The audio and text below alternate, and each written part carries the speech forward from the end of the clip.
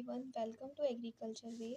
और आज के वीडियो लेक्चर में हम जेनेटिक्स एंड प्लांट ब्रीडिंग के 6 इयर्स के AFO मेंस के PYQs को सॉल्व करेंगे और साथ ही साथ जो उनके ऑप्शंस है उनका भी एक्सप्लेनेशन देखेंगे और साथ ही साथ जो क्वेश्चंस आए थे उनका भी एक्सप्लेनेशन देखेंगे और उसके साथ साथ क्वेश्चन से रिलेटेड जो भी टॉपिक थे ना उनको भी हम लोग एक्सप्लेन करेंगे।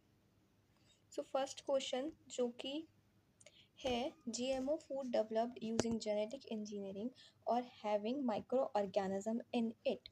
We all know GMO means genetically modified organism.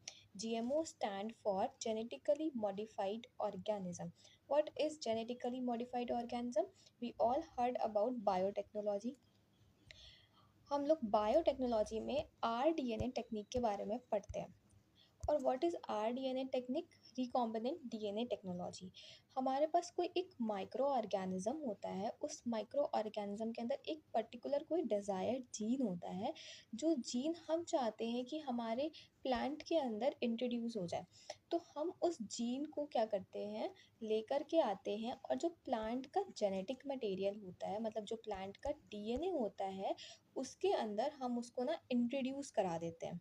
उस जीन को हम लोग उस DNA के अंदर इंट्रोड्यूस करा देते हैं। सपोज ये प्लांट का जेनेटिक मटेरियल है, तो हम लोग क्या करेंगे, उसके अंदर ना इस दूसरे ऑर्गेनिज्म का जो जीन है ना वो इंट्रोड्यूस करा देंगे। तो ये जो क्या हो गया, दो ऑर्गेनिज्म का जेनेटिक मेकअप कंबाइन हो गया। तो इसको हम लोग रिकॉम्बिनेशन DNA टेक्नोलॉजी बोलते हैं। अब इस DNA को जब हम अपने प्लांट के अंदर इंट्रोड्यूस करेंगे, तो प्लांट जो होगा वो इस माइक्रो ऑर्गेनिज्म की भी कैरेक्टरिस्टिक को शो करेगा और साथ ही साथ अपनी कैरेक्टरिस्टिक को शो करेगा। तो हमारा जो प्लांट था वो जेनेटिकली क्या हो गया है, मॉडिफाइड हो चुका है। इस वजह से जो GMO फूड डेवलप्ड किया जाता है जेनेटिक इंजीनियरिंग के द्वारा, वो जो होता है वो जेनेटिकली मॉडिफाइड या फिर जेनेटिकली इंजीनियर्ड फूड होता है। तो इसका करेक्ट आंसर होगा C. Option number A, option number B, D और ई, ये चारों के चारों गलत हैं। Novel food, organic food, conventional food, health food, ये सारे के सारे देखने से ही पता चल रहे हैं कि इन चारों ऑप्शन को हम लोग आसानी से एलिमिनेट कर सकते हैं देख करके ही। और अब हम लोग पहुंचते हैं नेक्स्ट क्वेश्चन के ऊपर। जो हमारा सेकंड क्वेश्चन है वो थोड़ा सा ट्रिकी है। और सेकंड क्वेश्चन कहता है the phenomena by which heterozygous individual phenotypically distinguishable from homogynous types is called। ऐसा कौन सा मेथड है जिससे हम लोग जो हमारा हेट्रोजाइगस इंडिविजुअल होता है उसको हम लोग होमोजीनियस से डिफरेंशिएट कर सकते हैं। सपोज दैट सबको पता है कि होमोजेनस और हेट्रोजीनियस क्या होता है। तो जो हमारा होमोजीनियस इंडिविजुअल होता है, suppose that this is capital T, और जो हेट्रोजाइगस होता है capital T small T. This is just a example. तो अगर आपको अच्छे से समझना है कि होमोजाइनस और हेट्रोजाइगस क्या होता है, तो इसके प्रीवियस वाली वीडियो में मैंने test cross back cross explain करा है। उसमें मैंने होमोजाइगस और हेट्रोजाइगस के कॉन्सेप्ट को भी अच्छे से एक्सप्लेन करा है, तो आप उसको देख लीजिएगा। तो अगर हमारे पास ये प्लांट है, तो ये प्लांट जो होगा वो क्या होगा, टॉल होगा। और ये वाला जो प्लांट होगा वो भी कैसा होगा, टॉल होगा। ठीक है। इन दोनों का जो फिनोटिपिक मेकअप होगा, मतलब जो फिजिकल मेकअप होगा, दोनों का फिनोटिपिक मेकअप टॉल होगा। अब इसमें बोल रहा है कि ऐसा कौन सा फिनोमेना है जिससे हमें पता चल जाए कि वो हेट्रोजाइगस है और ये होमोजाइगस है। तो इससे कैसे पता चल जाएगा? तो फर्स्ट ऑप्शन है जेनेटिक रिकॉम्बिनेशन, सेकेंड है इनकम्प्लीट डोमिनेंस, थर्ड है homozygous heritability and fifth one is heredity. तो जो फर्स्ट ऑप्शन है जेनेटिक रिकॉम्बिनेशन, अभी हम लोगों ने देखा जेनेटिक रिकॉम्बिनेशन क्या होता है, जहाँ पे दो DNA को हम लोग मिक्स कर देते हैं, दो अलग अलग ऑर्गेनिज्म को, और एक ही ऑर्गेनिज्म के अंदर हम लोग सामने वाले ऑर्गेनिज्म का ट्रेट लेकर के आ जाते हैं। तो उससे तो हम नहीं पता लगा पाएंगे कि वो ऑर्गेनिज्म होमोजाइगस है हेट्रोजाइगस है। जब हम लोग टेस्ट क्रॉस करते हैं, उससे हमको पता चल जाता है कि ऑर्गेनिज्म होमोजाइगस है कि हेट्रोजाइगस है, क्योंकि जो टेस्ट क्रॉस होता है वो अननोन जीनोटाइप को बताने के लिए होता है। लेकिन यहाँ पे टेस्ट क्रॉस का कोई भी ऑप्शन नहीं दे रखा है। तो जो ऑप्शन नंबर बी है, this is incomplete dominance. Incomplete dominance हम सब लोगों ने पढ़ा है कि इनकम्प्लीट डोमिनेंस क्या होता है, जहाँ पे जो हेट्रोजाइगस इंडिविजुअल होता है वो एक इंटरमीडिएट सिचुएशन को शो करता है। मतलब अगर ये प्लांट टॉल है कैपिटल टी और स्मॉल टी ड्वार्फ होगा, तो ये कैपिटल टी जो होगा वो टॉल नहीं होगा, वो एक इंटरमीडिएट हाइट को शो करेगा। वो टॉल हाइट को शो नहीं करेगा, वो एक इंटरमीडिएट हाइट को शो करेगा। तो हम आसानी से पहचान जाएंगे कि वो होमोजाइगस कंडीशन में है, या वो होमोजाइगस रिसेसिव कंडीशन के अंदर है, या वो हेट्रोजाइगस कंडीशन के अंदर है।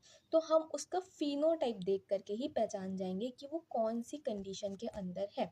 लेकिन ये जो सिचुएशन आती है इनकम्प्लीट डोमिनेंस की, ये मेंडल ने इसको एक्सप्लेन नहीं करा था। ये मेंडल के जो लॉज हैं उनका वेरिएशन है, लेकिन इनकम्प्लीट डोमिनेंस जो है वो मेंडल के लॉ के अगेंस्ट है। ओके, बट इनकम्प्लीट डोमिनेंस एक ऐसा फिनोमेना है जो कि फिनोटिपिकली, मतलब हम उसको अपनी आँखों से देख करके बता सकते हैं कि वो ऑर्गेनिज्म होमोजाइगस कंडीशन के अंदर है या फिर हेट्रोजाइगस कंडीशन के अंदर है। क्योंकि हेट्रोजाइगस कंडीशन होमोजाइगस डोमिनेंट और होमोजाइगस रिसेसिव दोनों ही कंडीशन से अलग दिखाई पड़ेगी, जिसका हम लोग एग्जांपल पढ़ते हैं मिराबलिस जाल्पा, जिसमें जो फ्लावर कलर होता है डोमिनेंट वो होता है रेड कलर होता है, जिसको हम लोग आर से डिनोट करते हैं। और स्मॉल आर से होता है जो कि रिसेसिव कलर होता है, जो कि होता है वाइट। और फर्स्ट जनरेशन में जो सारे के सारे फ्लावर आते हैं वो आते हैं पिंक कलर के। ठीक है, ये होते हैं रेड कलर के और ये होते हैं वाइट कलर के। और ये जो फर्स्ट जनरेशन में फ्लावर आते हैं वो सारे के सारे कैसे होते हैं, पिंक कलर के होते हैं। मतलब अगर यहाँ पे डोमिनेंट जीन प्रेजेंट है तो वो अपने आप को पूरी तरीके से डोमिनेट नहीं कर पा रहा है, रेसेसिव जीन भी अपने आप को एक्सप्रेस कर पा रहा है। तो इस वजह से इस फिनोमेना को इनकम्प्लीट डोमिनेंस बोलते हैं। और इसका एग्जांपल है मिराबलिस जाल्पा 4 o'clock प्लांट। ओके, इसके बाद थर्ड ऑप्शन होमोजाइगस जिसके अंदर दोनों एलील जो होते हैं वो सेम टाइप के होते हैं। हेरिडिबिलिटी जो होती है वो एक तरीके की एबिलिटी होती है, एक जनरेशन से दूसरे जनरेशन में जब कैरेक्टर जाते हैं ना, उसको बोलते हैं। और हेरिडिटी, एक जनरेशन से दूसरे जनरेशन में जो कैरेक्टर जा रहे हैं उस प्रोसेस को क्या बोलते हैं, हेरिडिटी। ओके, अब question number third, what type of culture is used for producing diploid plant. सबसे पहले इम्पॉर्टेंट चीज़ जो हमको समझनी पड़ेगी कि हमें प्लांट्स के अंदर जितने भी स्पोर्स होते हैं, जो हमारे फ्लावरिंग प्लांट के अंदर सेक्सुअल रिप्रोडक्शन में रोल प्ले करते हैं जैसे कि माइक्रोस्पोर्स होते हैं मेल के अंदर जो बनते हैं, और मेगा स्पोर्स होते हैं जो कि फीमेल के अंदर प्रोड्यूस होते हैं, और उनसे फिर मेल गैमेट और फीमेल गैमेट का प्रोडक्शन होता है। तो उनकी प्लॉइडी लेवल क्या होती है वो हमें बहुत अच्छे से पता होना चाहिए, तभी हम इस क्वेश्चन का आंसर कर पाएंगे। हम सबको पता है कि जो एंडोस्पर्म होता है ना, उसकी प्लॉइडी लेवल होती है 3n, वो ट्रिप्लॉइड होता है, राइट। जो शूट और एपिकल मेरिस्टेम होती है वो डिप्लॉइड होती है, राइट। जो हमारा कैलस होता है वो भी कैसा होता है, डिप्लॉइड होता है। जो हमारा पॉलन होता है वो कैसा होता है, हैप्लॉइड होता है। और जो हमारा एम्ब्रियो होता है वो कैसा होता है, डिप्लॉइड होता है। जाइगोट जो होता है वो भी डिप्लॉइड ही होता है। जाइगोट का जब ग्रोथ होता है तब जाइगोट से क्या बनता है, एम्ब्रियो बनता है। तो अगर हमें ट्रिप्लॉइड प्लांट का प्रोडक्शन करना है टिश्यू कल्चर टेक्निक से, तो हम लोग किससे करेंगे, एंडोस्पर्म कल्चर से करेंगे। Okay, clear. और ये कल्चर बहुत इंपॉर्टेंट है, ये सारे कल्चर के बारे में आपको पढ़ना होगा कि किससे क्या प्रोड्यूस होता है और उनकी प्लॉइडी लेवल क्या होती है। ओके, कैलस जो होता है वो ग्रुप ऑफ अनडिफरेंशिएटेड सेल्स होते हैं। अब नेक्स्ट क्वेश्चन जो है, this is easy one, removal of the male part without affecting female reproductive part. ये तो बहुत ही इजी क्वेश्चन है जो कि आप सब लोग आंसर कर सकते हो, जिसका आंसर है इमैस्कुलेशन। बाकी सारे जितने भी यहाँ पे ऑप्शन दे रखे हैं उनको एक्सप्लेन कर देते हैं। Pollination, transfer of pollen grain from anther to stigma. Okay, tasseling जो होता है वो मेज के अंदर होती है। और स्पोरोजेनेसिस, जब स्पोर्स का डेवलपमेंट हो रहा होता है प्लांट्स के अंदर, जब मेल और फीमेल गैमेट बन रहे होते हैं मेल के अंदर, इस प्रोसेस को माइक्रोस्पोरोजेनेसिस बोलते हैं। और फीमेल के अंदर हम लोग इस प्रोसेस को मेगास्पोरोजेनेसिस बोलते हैं। ओके, डीनेबलिंग कहाँ पे होता है, डीनेबलिंग जो होता है वो बनाना के अंदर देखने को मिलता है।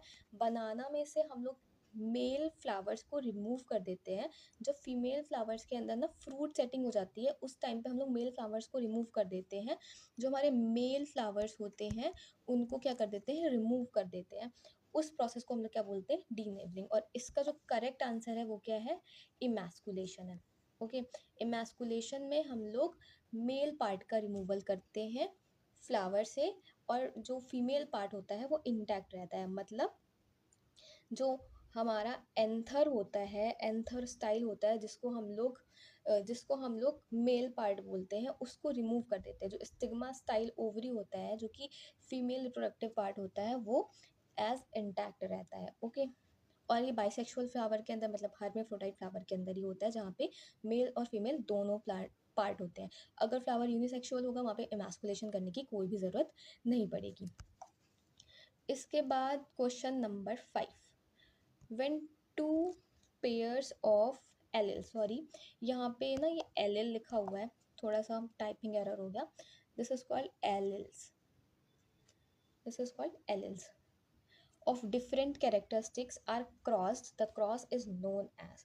मतलब हम लोगों ने पढ़ा था कि एक जीन होता है और एक जीन के दो एल होते हैं एक नॉर्मल कंडीशन के अंदर, एक डोमिनेंट और एक रेसेसिव। ओके, यहाँ पे बोल रहा है two pair of L, one pair के अंदर टू होते हैं, टू एल होते हैं। टू पेयर का मतलब फोर एल हो गए, और फोर एल जब हो जाएंगे तो उसमें कितने जीन्स आ जाएंगे, टू जीन्स आ जाएंगे। ओके, टू जीन्स मतलब टू कैरेक्टर्स, दो ट्रेड्स जिनको हम लोग क्रॉस कराएंगे। जब हम दो ट्रेड्स को क्रॉस कराते हैं तो उस क्रॉस को हम लोग क्या बोलते हैं, डाई हाइब्रिड क्रॉस बोलते हैं। मोनो हाइब्रिड क्रॉस के अंदर जिसमें हम लोग सिर्फ एक ही कैरेक्टर को लेते हैं, जैसे कि हम लोगों ने प्लांट की हाइट लिया, उसी को कंसिडर कर रहे हैं और प्लांट में क्रॉस करा रहे हैं। मतलब हम सिर्फ एक कैरेक्टर को कंसिडर कर रहे हैं। मतलब हमारे लिए उस प्लांट में जो सबसे इंपॉर्टेंट पार्ट है वो प्लांट की हाइट ही है, तो हम उसी को कंसिडर करेंगे और बाकी कोई चीज़ हमारे लिए इंपॉर्टेंट नहीं है। तो जब हम लोग सिर्फ एक कैरेक्टर को लेकर के कंसिडर करते हैं तो उसको मोनो हाइब्रिड क्रॉस बोलते हैं। ऐसे ही जब हम लोग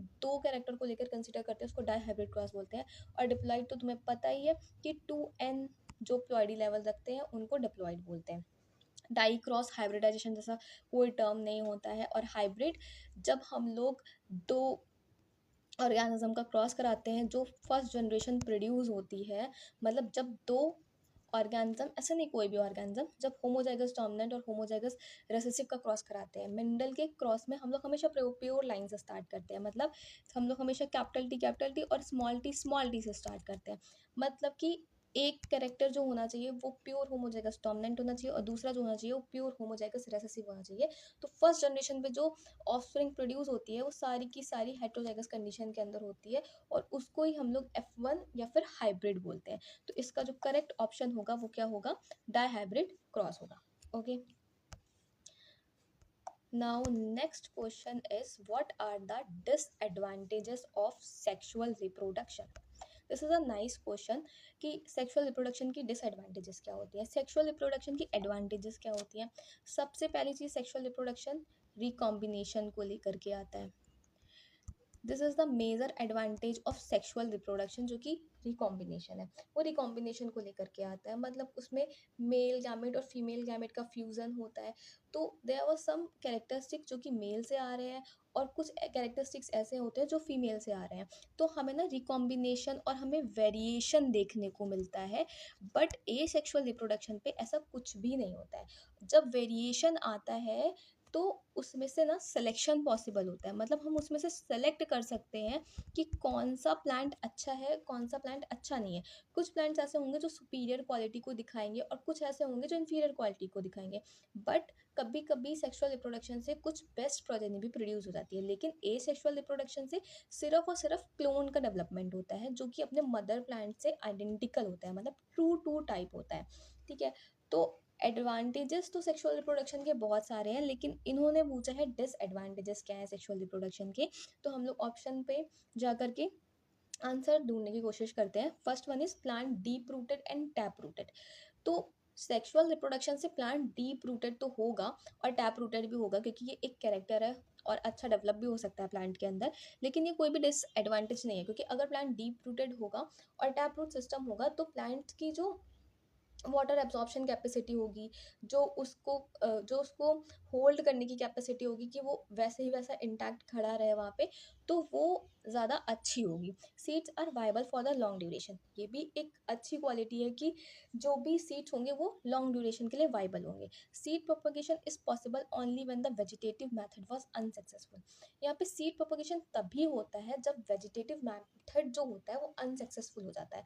मतलब ये बात तो सही है कि प्लांट्स के अंदर अगर वेजिटेटिव रिप्रोडक्शन नहीं होता है, तो वेजिटेटिव रिप्रोडक्शन मतलब प्लांट के किसी भी वेजिटेटिव पार्ट से, चाहे वो लीफ हो चाहे वो स्टेम हो, उन सारे पार्ट से जब प्लांट किसी नए प्लांट को प्रोड्यूस करता है तो उसको हम लोग वेजिटेटिव मेथड ऑफ रिप्रोडक्शन बोलते हैं। तो इसमें बोला है जब वेजिटेटिव मेथड अनसक्सेसफुल हो जाएगा तभी सीड का प्रोपोगेशन होगा। ठीक, तो ये बात सही बोली है, तो एक फैक्ट है इसके बारे में सेक्सुअल रिप्रोडक्शन, ऐसा कोई डिसएडवांटेजेस जैसा तो नहीं लग रहा। फिर plants are not true to type and inferior, कि प्लांट्स जो होते हैं वो ट्रू टू टाइप नहीं होते हैं, मतलब बिल्कुल मदर जैसे तो नहीं होते हैं, और इन्फीरियर होते हैं। तो ऐसा पॉसिबल है क्योंकि मैंने बोला जब रिकॉम्बिनेशन होता है तो ऐसा पॉसिबिलिटी है, इक्वल इक्वल पॉसिबिलिटी है कि कुछ प्लांट्स अच्छे हों और कुछ प्लांट्स अच्छे ना हों। तो ये जो ऑप्शन नंबर डी है वो एकदम करेक्ट है, एक्यूरेट है कि प्लांट्स जो होंगे वो ट्रू टू टाइप नहीं होंगे। मतलब अगर आपका कोई पर्टिकुलर कैरेक्टर है तो वो नेक्स्ट जनरेशन पे आपको एग्जैक्ट दिखाई नहीं पड़ेगा।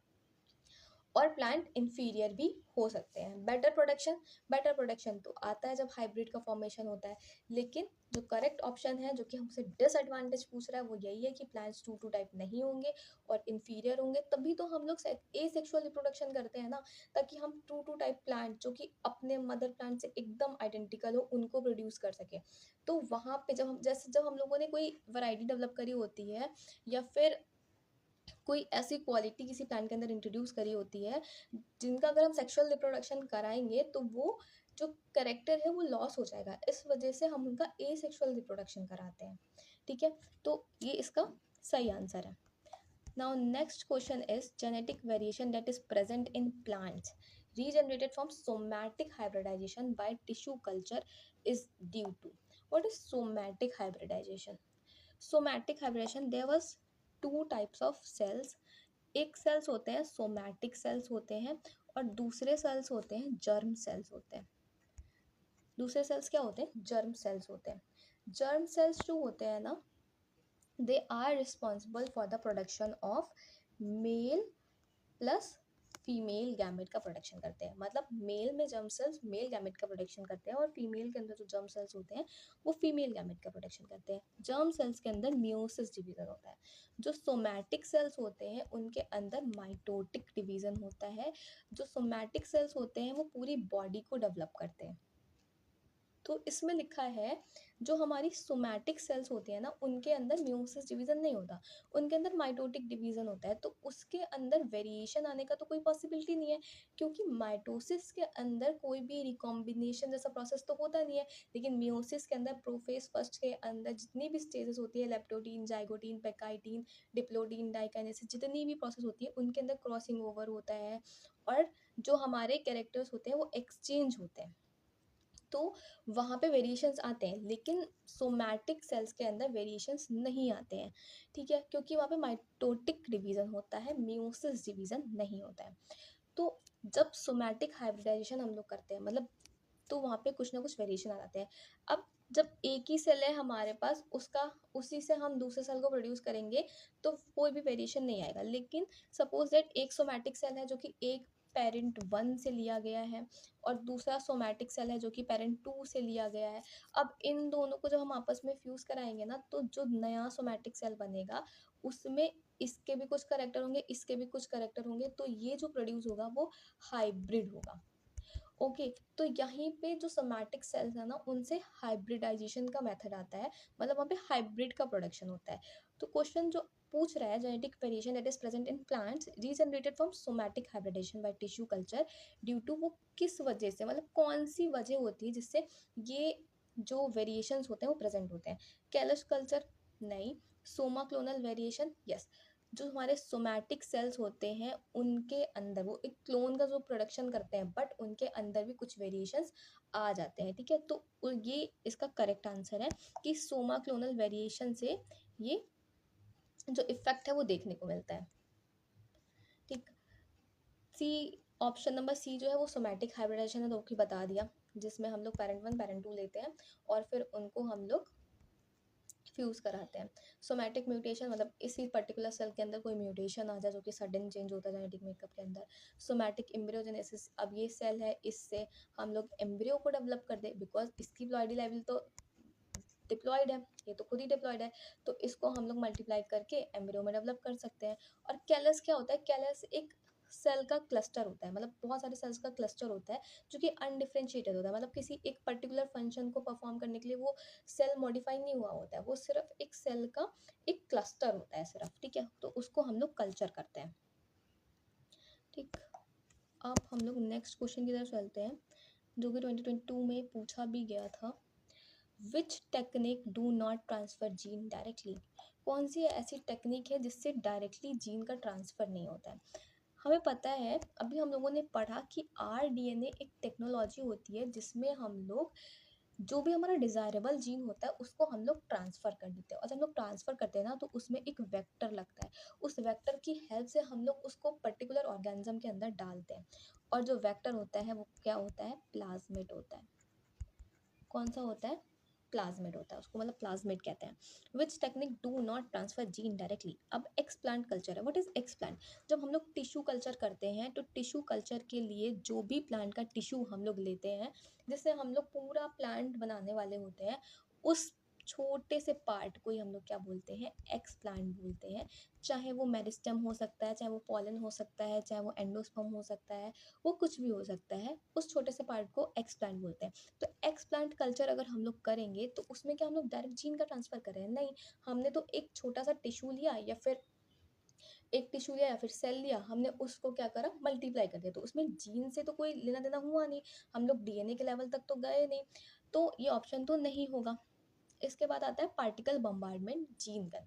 तो जीन गन ना एक आरडीएनए का टूल होता है, जो हमारा माइक्रो ऑर्गेनिज्म होता है, इसके अंदर का हम लोगों ने एक डिज़ायरेबल जीन निकाल लिया और उस जीन को ना एक मेटल की एक, जैसे बोलते हैं ना, जैसे कि वो गोली टाइप होती है, उसके उसके ऊपर ना हम लोग अपने जो डिज़ायरेबल जीन होता है उसको ना, मतलब उसको उसके ऊपर रैप कर देते हैं, और फिर एक जीन गन होती है, बायोलिस्टिक जीन गन होती है, जिससे हम लोग जो हमारा ऑर्गेनिज्म है जिसके अंदर हमें उस पर्टिकुलर जीन को इंट्रोड्यूस कराना है, उसके अंदर हम लोग उसको शूट करते हैं और उस जीन को इंट्रोड्यूस कराते हैं उसके डीएनए के अंदर। मतलब यहाँ पे वेक्टर का कोई रोल नहीं हुआ, यहाँ पे डायरेक्ट हमने जीन गन से उस पर्टिकुलर डीएनए को इंट्रोड्यूस करा दिया ऑर्गेनिज्म के अंदर, तो यहाँ पे डायरेक्टली जीन का ट्रांसफ़र हम लोग कर रहे हैं, तो ये एक करेक्ट ऑप्शन है।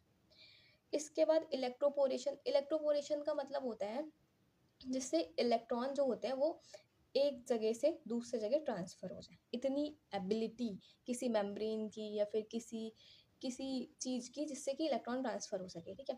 Chemical transfection, this is also like micro injection. Micro injection में भी हम लोग, माइक्रो इंजेक्शन में से भी हम लोग क्या करते हैं? जीन का ट्रांसफ़र करते हैं, बट यहाँ पे पार्टिकल बम्बार्डमेंट और माइक्रो इंजेक्शन दोनों ही ऑप्शन करेक्ट लग रहे हैं मुझे, और इसका शायद ऑप्शन थोड़ा कंफ्यूजिंग होगा। और पार्टिकल बम्बार्डमेंट जो कि जीन गन होता है, उससे तो हम लोग डायरेक्ट जीन का ट्रांसफ़र करते हैं, और माइक्रो इंजेक्शन से भी करते हैं, तो इसको एक बार करेक्ट कर लेना, मैं इसको कमेंट सेक्शन पे वापस से देख करके बता दूंगी, वरना वैसे ये दोनों ही ऑप्शन जो है वो करेक्ट है।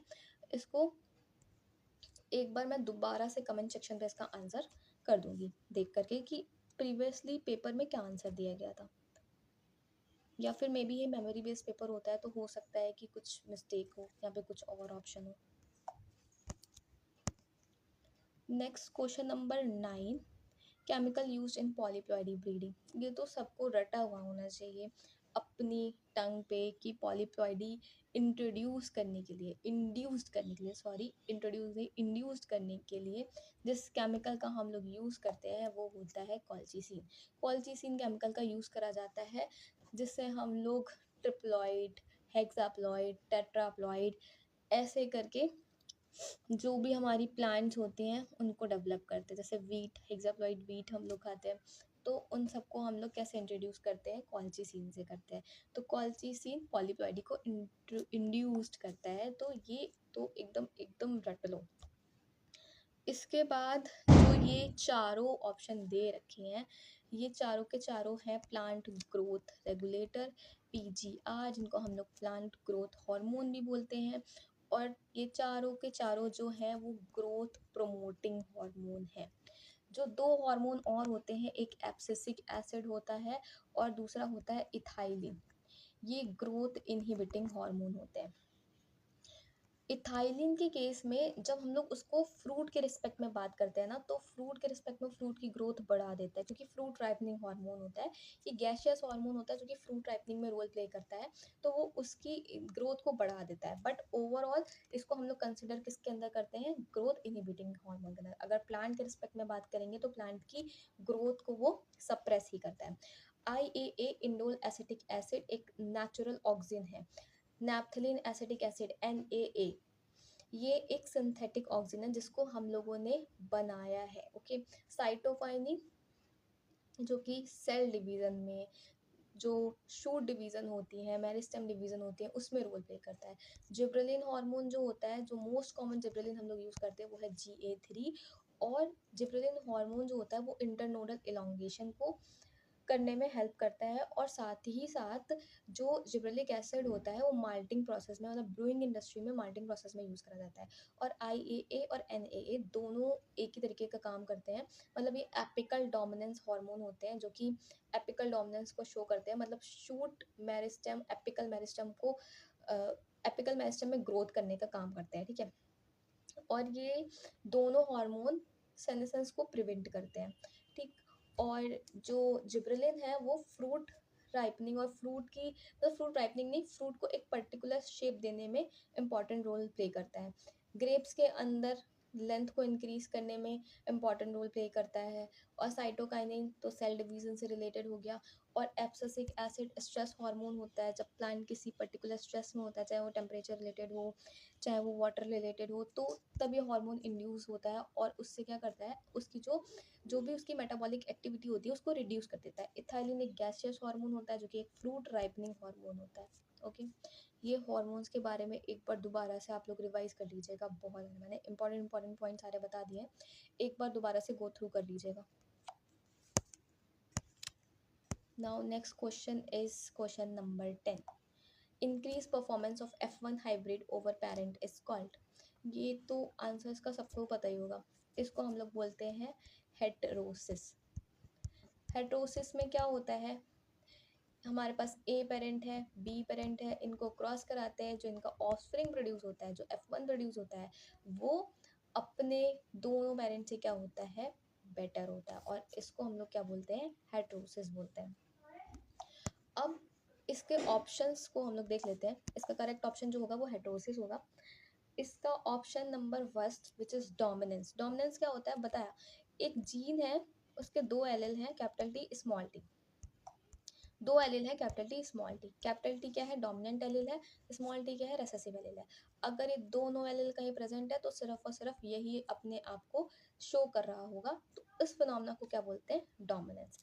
इनब्रीडिंग डिप्रेशन क्या होता है, जब हम लोग सेल्फ पॉलिनेशन कराते रहते हैं या एसेक्सुअल रिप्रोडक्शन कराते रहते हैं, एसेक्सुअल प्रोडक्शन नहीं सॉरी, जब लोग सेल्फ पॉलिनेशन कराते हैं या एक ही कह सकते हैं, एक ही ब्रीड के अंदर बहुत ही क्लोजली हम लोग क्रॉस कराते रहते हैं ना, तो उनके अंदर हमें इनब्रीडिंग डिप्रेशन देखने को मिलता है। ठीक है। बहुत क्लोज रिलेशन के अंदर, जैसे सपोज दैट भाई बहनों के अंदर, जैसे कि जो हमारे एनिमल हस्बेंड्री की क्लासेस है जिसमें हम लोगों ने पढ़ा था, बहुत ही क्लोज रिलेटेड एनिमल्स है, जैसे जो काऊ है, एक ही मदर के जो दो बेबी है उनके बीच में लोग क्रॉस कराएंगे तो वो इनब्रीडिंग डिप्रेशन शो करती हैं। इनब्रीडिंग डिप्रेशन इस वजह से शो करती है बिकॉज सपोज दैट जो भी रेसेसिव जीन इसके अंदर प्रेजेंट है और इसके अंदर प्रेजेंट है, वो नहीं अपने आप को शो कर पा रहा है। लेकिन जब इन दोनों के अंदर तुम क्रॉस करा दोगे तो चांसेस ये है कि इन दोनों का रेसेसिव जीन नेक्स्ट ऑफस्प्रिंग में आ जाए, और जब वो आ जाएगा नेक्स्ट ऑफस्प्रिंग में तो होमोजाइगस रिसेसिव कंडीशन के अंदर आ जाएगा। कोई भी डोमिनेंट जीन नहीं होगा जो उसको डोमिनेट कर दे, तो यहाँ पे वो एक्सप्रेस करेगा और वहाँ पे क्वालिटी डिग्रेड कर जाएगी। Okay. Back cross, test cross, previous video में बहुत अच्छे से एक्सप्लेन करा है। बैक क्रॉस पर्टिकुलर स्पीसीज के इम्प्रूवमेंट के लिए करते हैं, टेस्ट क्रॉस अननोन जीनोटाइप को आइडेंटिफाई करने के लिए करते हैं। It will help you a lot, अगर आप लोग वो वीडियो देखते हैं definitely it will help you a lot. Next question is the bond which is form between parallel and anti parallel strands of DNA. आप लोग को डीएनए का स्ट्रक्चर तो पता ही होगा, डीएनए में 2 स्ट्रैंड्स होती है और दोनों स्ट्रैंड्स जो होती है वो एंटी पैरेलल होती है। मतलब अगर यहाँ पे 3 प्राइम डायरेक्शन है और यहाँ पे 5 प्राइम डायरेक्शन है तो यहाँ पे 5 प्राइम डायरेक्शन होगी और यहाँ पे 3 प्राइम डायरेक्शन होगी। सबसे इम्पॉर्टेंट पॉइंट जो डीएनए की बेसिक यूनिट होती है वो होती है न्यूक्लियोटाइड। न्यूक्लियोटाइड जो होती है वो डीएनए की बेसिक यूनिट होती है। ओके, न्यूक्लियोटाइड के अंदर, एक सेकेंड, न्यूक्लियोटाइड के अंदर पेंटोज शुगर होता है, फॉस्फेट ग्रुप होता है और एक नाइट्रोजन बेस प्रेजेंट होता है। नाइट्रोजन बेस जो डीएनए में प्रेजेंट होते हैं वो होते हैं adenine, guanine, thymine and cytosine. Okay, adenine और ग्वानिन जो होते हैं वो प्यूरिन्स होते हैं और थाइमिन और साइटोसिन जो होते हैं वो पिरिमिडिन्स होते हैं। आरएनए के अंदर ये यूरेसिल से रिप्लेस हो जाता है, थाइमिन की जगह यूरेसिल प्रेजेंट होता है। एडेनिन हमेशा थाइमिन के साथ पेयर करता है डबल बॉन्ड से और ग्वानिन हमेशा साइटोसिन के साथ पेयर करता है ट्रिपल बॉन्ड से, और इन दोनों के बीच में जो बॉन्ड्स प्रेजेंट होते हैं वो क्या होते हैं, हाइड्रोजन बॉन्ड्स होते हैं। ठीक है, हाइड्रोजन बॉन्ड्स होते हैं। अब ये पेंटोज शुगर, सपोज दैट ये पेंटोज शुगर होती है, पेंटोज शुगर से 5 प्राइम एंड पे ना फॉस्फोरिक एसिड प्रेजेंट होता है और यहाँ पे एक ईस्टर बॉन्ड बनता है। ठीक, यहाँ पे क्या बनता है, ईस्टर बॉन्ड बनता है। ठीक, और ऐसे ही सेम यहाँ पे एक 3rd प्राइम एंड आता है, 3rd प्राइम एंड पे ना फंक्शनल OH ग्रुप प्रेजेंट होता है और उससे दूसरा न्यूक्लियोटाइड आकर के अटैच होता है, उसका 3rd प्राइम एंड और 1st प्राइम पे नाइट्रोजन बेसिस अटैच होता है और उनके बीच में जो बॉन्ड बनता है वो बनता है इसका 5 प्राइम एंड और इसका 3rd प्राइम एंड। दूसरे न्यूक्लियोटाइड का 5 प्राइम एंड और 3rd प्राइम एंड अटैच हो जाता है, इस वजह से नीचे जो बचता है वो 3rd प्राइम बचता है और ऊपर जो बचता है वो 5 प्राइम बचता है। और ये जो बॉन्ड बनता है यहाँ पे एक ईस्टर बॉन्ड तो पहले ही से बना हुआ था, तो ये बनता क्या है, फॉस्फोडाइस्टर बॉन्ड बनता है। ठीक है, तो डीएनए की जो बैकबोन होती है, ठीक है, वापस सीरीज करके बता दे रही हूँ, थोड़ा सा टफ कॉन्सेप्ट है और टाइम कम है तो फिर but you have to understand, important है। ओके चलो भाई, ओके तो जो डीएनए की दोनों स्ट्रैंड होती है उनमें जो यहाँ पे जो बॉन्ड प्रेजेंट है, एक सेकेंड, यहाँ पे जो 2 न्यूक्लियोटाइड, जैसे एक न्यूक्लियोटाइड ये है, एक न्यूक्लियोटाइड ये है, तो इन दोनों के बीच में जो बॉन्ड प्रेजेंट होता है ये होता है फॉस्फोडाइएस्टर बॉन्ड। ठीक है, सेम यहाँ पे भी एक न्यूक्लियोटाइड आएगा और सेम यहाँ पे भी एक न्यूक्लियोटाइड आएगा, ऐसे ही ये पूरी चैन चलती चली जाएगी। ठीक है, ऐसे ही पूरी चैन चलती जाएगी, तो यहाँ पे जो बॉन्ड प्रेजेंट होगा वो सेम फॉस्फोडाइएस्टर बॉन्ड होता है। ठीक है, और इन दोनों के बीच में जो बॉन्ड होता है वो क्या होता है, हाइड्रोजन बॉन्ड होता है। क्या होता है, हाइड्रोजन बॉन्ड होता है। ठीक, और जो नाइट्रोजन बेस होते हैं, जो नाइट्रोजन बेस होते हैं उनके बीच में जो बॉन्ड प्रेजेंट होता है वो ग्लाइकोसाइडिक बॉन्ड। जो नाइट्रोजन बेस यहाँ पे इसकी फर्स्ट पोजीशन पे आकर के जुड़ेगा उसके बीच में जो बॉन्ड प्रेजेंट होता है वो ग्लाइकोसाइडिक बॉन्ड होता है। ओके, तो यहाँ पे जो करेक्ट ऑप्शन है, the bond which is form between parallel and anti parallel strand, ये एक पैरेलल और एंटी पैरेलल स्ट्रैंड है। इन दोनों के बीच में जो बॉन्ड बन रहा है वो कौन सा बॉन्ड है, वो हाइड्रोजन बॉन्ड है। ओके, वो कौन सा बॉन्ड है, हाइड्रोजन बॉन्ड है। Okay, the bond which is form between parallel, ये एक पैरेलल स्ट्रैंड, एक एंटी पैरेलल स्ट्रैंड, दोनों के बीच में जो बन रहा है वो कौन सा बॉन्ड है, हाइड्रोजन बॉन्ड है।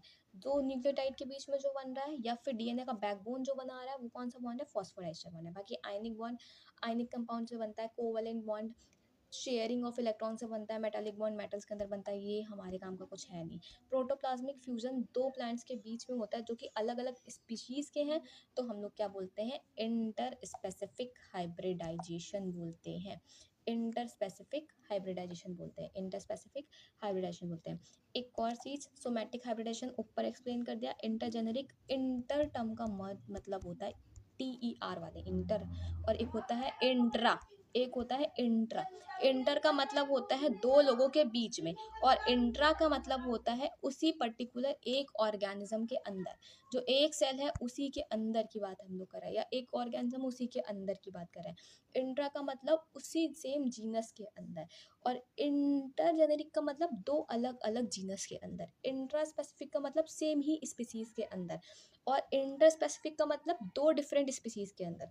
और ये 12 MCQs कंप्लीट होते हैं जो कि पूरे 6 ईयर्स में पूछे गए हैं, और ये बहुत इंपॉर्टेंट है अगर आप अपने मार्क्स बूस्ट करना चाहते हो एफओ मेंस एग्जाम्स में।